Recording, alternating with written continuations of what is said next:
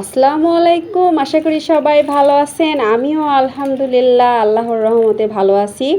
আমি আজকে রান্না করব গমের জাউ। খুবই সুস্বাদু খাবার। দেখেন গমটাকে কত সুন্দরভাবে খোসা ছাড়ায় নেওয়া গমের গায়ের থেকে।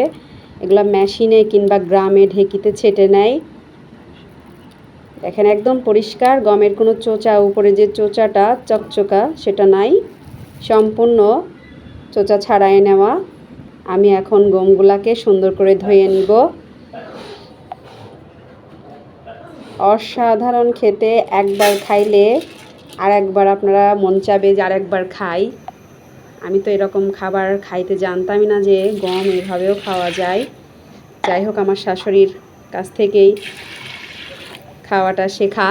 আমার শাশুড়ি রাঁধতো, আগে আমি খাইতাম না, এখন খাওয়া শিখে গেছি। এখন বেশ খুবই ভালো লাগে।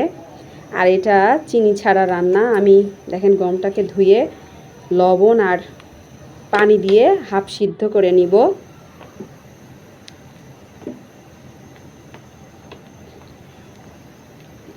এটাতে চিনি দেওয়া যাবে না, চিনি দিলে আর কি জাউয়ের যে আলাদা একটা যে টেস্ট সেটা আসে না।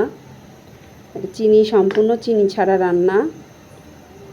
আমার এইটা গম সিদ্ধ হয়ে আসলেই, এই যে প্রায় সিদ্ধ হয়ে আসছে, আমি দেখতেছি নেড়ে।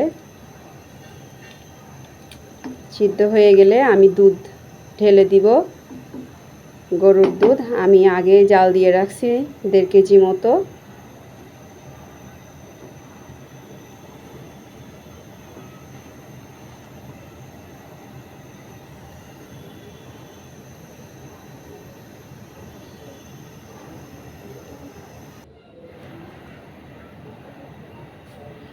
একটু পরে আমি দুধটাকে সুন্দর করে ঢেলে দিব। আর এটা অনেক দুধেই রান্না করতে হয়, দুধ ছাড়া ভালো লাগে না। সিদ্ধ হয়ে আসছে।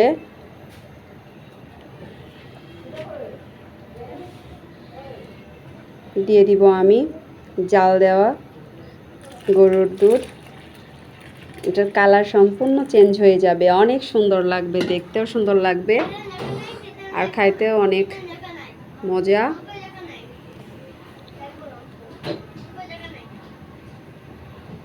অনেকেই হয়তো জানেন না এভাবে গমের জাউ রান্না করা যায়। এখন কালার কত সুন্দর চলে আসছে। আমি কিছুক্ষণ পরে নারকেল কোড়া দিব, আর নারকেল কোড়া না দিলে এটার স্বাদ অপূর্ণ থেকে যায়। আমি দিয়ে দিব নারকেল কোড়া। বেশি নারকেল আর বেশি দুধে এটা রান্না করে। আমার এইটুকু পরিমাণই নারকেল ছিল বাসায়,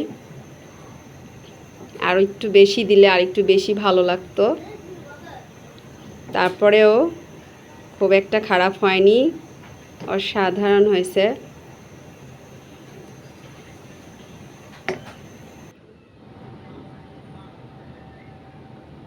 মাশাআল্লাহ,